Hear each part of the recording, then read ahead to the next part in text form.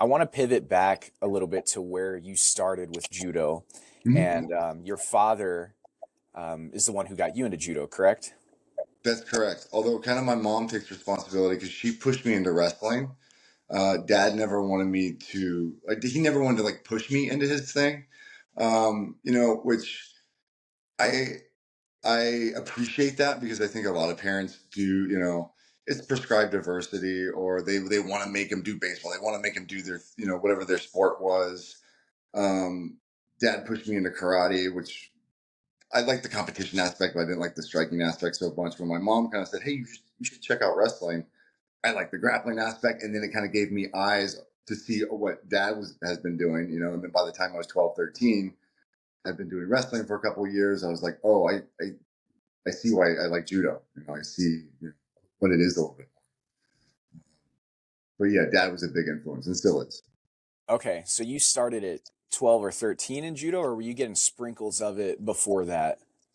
I mean, I was definitely grew up on the mat and around the mat, but I didn't really formally, tie on an obi until, yeah, about 12, 13 when I was doing Okay. middle school wrestling and yeah, could kind of get an eye for like what dads do, what that sport actually was.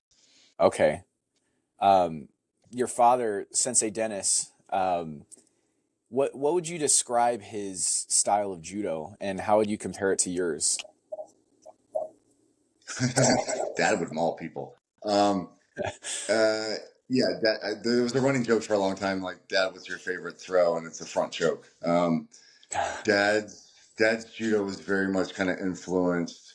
He cross trained a lot in the 70s, like kind of before it was much of a thing, where he would do Aikido and he traveled to Japan and played with a very rough style of judo where he's playing with Olympians and he gets choked out and just kind of left on the side of the mat and wakes up later. He's got some pretty wild stories from those days. It was different times. Um, but certainly, him using his martial arts in policing in the early 70s or excuse me, late 70s, early 80s in Atlanta and Florida, and being a Vietnam vet, like a combat Vietnam vet.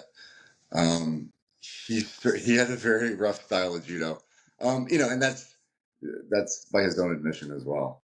And mine is somewhere in between, like where I strive for technique, but it's mine's still kind of a clubbing style as well. It's not very it's not a finesse style of judo for sure.